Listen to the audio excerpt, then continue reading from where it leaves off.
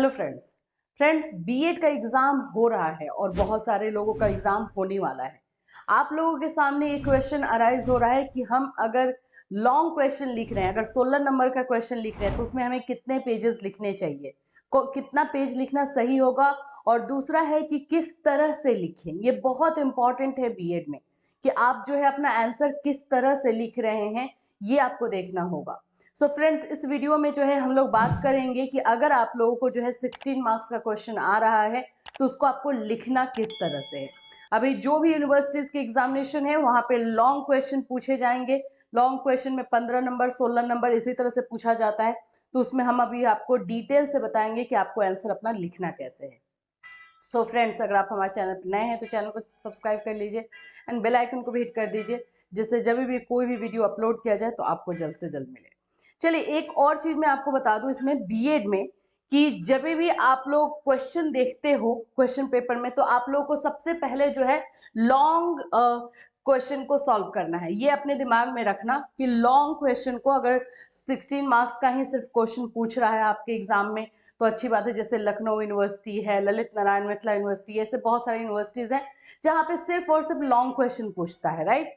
तो जब आप लोगों को सिर्फ लॉन्ग क्वेश्चन पूछता है तो वहां पे आपको बहुत सारी चीजों को ध्यान देना है। जैसे 5 क्वेश्चन को आपको 16 मार्क्स में लिखना है। तो देखो कैसे, जैसे एक क्वेश्चन यहाँ पर मैंने आपके लिए मैं लेकर आई हूँ, शिक्षा का अर्थ, परिभाषा, विशेषता और प्रकार बताएं। ठीक है, इसमें आपको क्या क्या पूछ दिया है, मीनिंग पूछा है, डेफिनेशन पूछा है, कैरेक्टरिस्टिक पूछा है एंड टाइप्स पूछा है। और ये कितने मार्क्स का है? 16 मार्क्स का। अब आपको इसको लिखना स्टार्ट कैसे करना है एकदम डिटेल से समझना। छोटी छोटी चीजों को जो है बीएड में आपको नोटिस करना होता है। अगर वो सब आप चीजें हटा दोगे तो आपका 1 नंबर 2 नंबर इजीली जो है कट जाता है। देखिए यहाँ पे आप आंसर यहाँ पे लिख दोगे, ठीक है। लिखना जो है नीचे से स्टार्ट करना।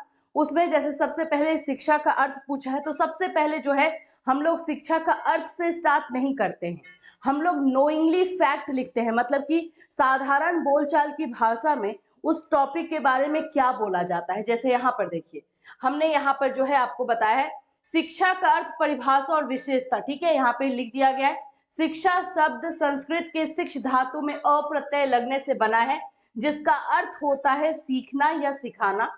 जो भी कार्य व्यक्ति को नवीन अनुभव एवं नवीन ज्ञान प्रदान करता है वह शिक्षा है।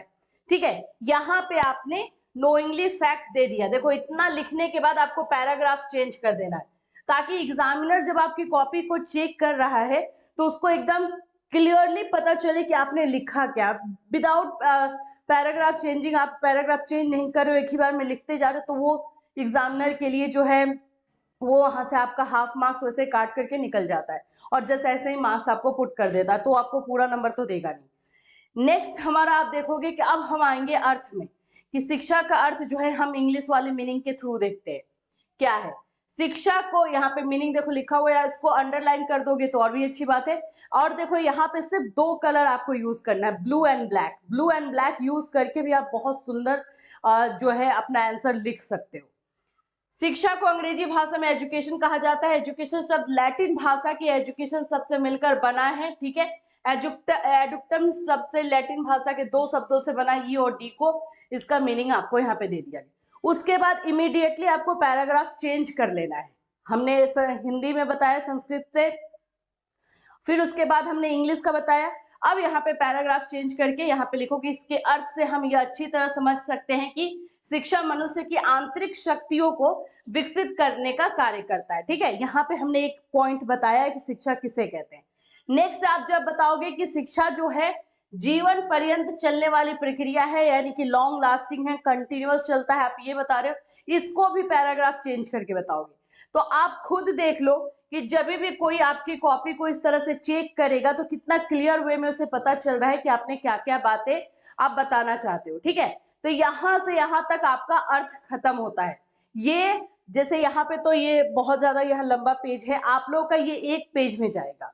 ये पूरा शिक्षा का जो अर्थ है वो 1 पेज आपका कवर कर लेगा, इतना ध्यान रखना। अब चलो हम आएंगे नीचे, शिक्षा की परिभाषा। तो मैं हमेशा से आपको बोलती हूँ जब भी आप लॉन्ग क्वेश्चन में परिभाषा लिख रहे हो तो कम से कम 3 फिलोसोफर की परिभाषा आपको लिखनी ही होगी। 3 से 4 लिख सकते हो, लेकिन 3 से कम करोगे मार्क्स डिडक्ट हो जाएगा। देखिए, शिक्षा की परिभाषा, डेफिनेशन ऑफ एजुकेशन, अरस्तु ने क्या बोला है वो यहाँ पे लिखा हुआ, लेकिन अरस्तु लिखने के बाद नीचे से स्टार्ट किया, इन्वर्टेड कॉमा में डाल दिया गया। रूसो का भी बोला गया है। आपको इतना क्लियर वे में लिखना है ना कि एग्जामिनर को किसी भी तरीके का स्ट्रगल ना करना पड़े आपके क्वेश्चन को, आंसर को पढ़ने के लिए। जॉन डीवी का लिखा गया है, हो गया परिभाषा यहाँ पे खत्म। परिभाषा ज्यादा नहीं जाएगा, हाफ पेज का जाएगा परिभाषा। अर्थ आपका 1 पेज, परिभाषा आपका हाफ पेज, यानी 1.5 पेज यहाँ पे आपका कंप्लीट हुआ। अब आते हैं शिक्षा की निम्नलिखित विशेषताएं।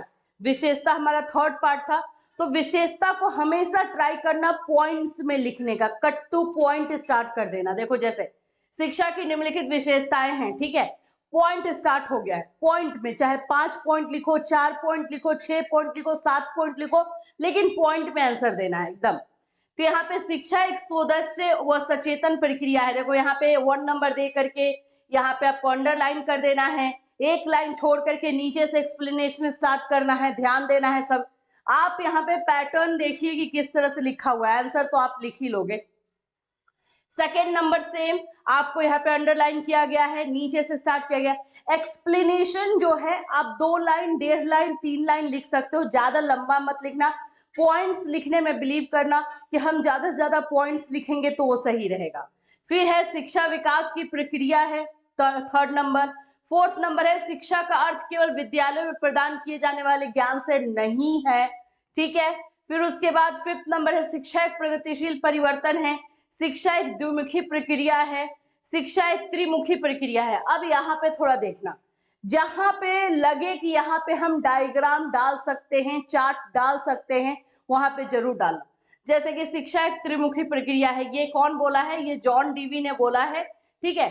अब इसका हमें त्रिमुखी प्रक्रिया का एक हम डायग्राम बना देंगे, ये हमें बनाने में ज्यादा टाइम भी नहीं लगेगा और एक हमारे आंसर को भी एनहेंस कर देगा। हमने इसको बना दिया, इन्होंने करिकुलम को बोला है, यहाँ पे टीचर रखा है, यहाँ पे स्टूडेंट रखा है, हमने लिख दिया एजुकेशन प्रोसेस यही है, हो गया। ये जरूर बनाइएगा, जहां पे लगेगा कि हाँ डायग्राम हम यहाँ बना सकते हैं, वहां पे डायग्राम जरूर डालना, वो आपके आंसर को एनहेंस करेगा, ठीक है। ये 7 नंबर हो गया। अब बस 7 पॉइंट काफी है, इवन जब आपको बहुत सारे क्वेश्चन के साथ ये इस तरह के पॉइंट्स वाले लिखने पड़े तो 5 भी सफिशिएंट है। अब आ जाओ, शिक्षा के प्रकार पूछा था, तो शिक्षा के प्रकार औपचारिक शिक्षा है, अनौपचारिक शिक्षा है, निरौपचारिक शिक्षा है। 2-2, 3-3 लाइन में ये कर देना। आप वो ये देख सकते हो कि यहाँ पे हमने शिक्षा के प्रकार को ज्यादा डील नहीं किया, इसलिए नहीं किया क्योंकि ऑलरेडी हमारा जो है उधर से क्वेश्चन का आंसर हम लिखते आ रहे थे, तो सभी क्वेश्चन के आंसर को, अर्थ क्या है, परिभाषा को लिखना, फिर उसका विशेषता लिखना, प्रकार लिखना, सभी 4 पार्ट्स पे हमें टच करना था, इसलिए हमने इसको इतना ही किया है।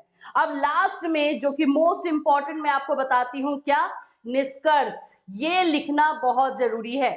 निष्कर्ष आप 2 लाइन लिखो, 3 लाइन लिखो, निष्कर्ष जरूर लिखोगे। अब इस 16 नंबर्स में से अगर इस तरह से आंसर लिखा हुआ है, डायग्राम भी बनाया हुआ है, ये सब चीजें की गई हैं, तो मैं आपको बता दूं कि इसमें आप लोगों को 100% जो है 16 आउट ऑफ 16 मिलेगा। अगर बिना राइटिंग मिस्टेक के और बिना कुछ के आपने इसको लिखा है तो कोई इसको कट नहीं कर सकता। बीएड में आपको 16 मार्क्स दिया जा सकता है, थ्योरी है इसलिए ऐसा नहीं कि नहीं दिया जाएगा। अब हम बात करते हैं कि 16 मार्क्स वाले क्वेश्चंस को कितने पेजेस लिखे, तो मैं आपको बता दूं 4 पेजेस से स्टार्ट करना है, यानी कि मिनिमम जो है आपको 4 पेजेस लिखना है और मैक्सिमम 6 पेजेस, 6 पेज से ज्यादा नहीं होना चाहिए, नहीं तो आपका टाइम वेस्ट होगा। 4 पेज जरूर लिखना है, 4 से 4.5, 5 पेज जा सकते हो, 6 पेज मैक्सिमम जा सकते हो, इससे ज्यादा नहीं जाओगे। इसको जो है लिखने का तरीका होता है कि जितने मार्क्स का क्वेश्चन है उसको हम 4 से डिवाइड कर देते हैं, ये 1/4 लिखने का आंसर का जो है मतलब होता है। तो ये सभी चीजें जो है आपको करनी है और इस तरह से अपने आंसर को लिखना है। अभी आने वाले में देखा जाए तो लखनऊ यूनिवर्सिटी, पूर्वांचल यूनिवर्सिटी, इन लोगों का जो है एग्जाम है, सो ऑल द बेस्ट। अगर इसमें आपको अभी भी कोई प्रॉब्लम है या फिर किसी पर्टिकुलर सब्जेक्ट का आप चाहते हो कि हम आपको वीडियो दें, इसमें क्वेश्चंस बताएं, तो हमें कमेंट करके जरूर बताना, बिल्कुल आपको जो है वीडियो दिया जाएगा। फिर मिलूंगी, till then have a nice.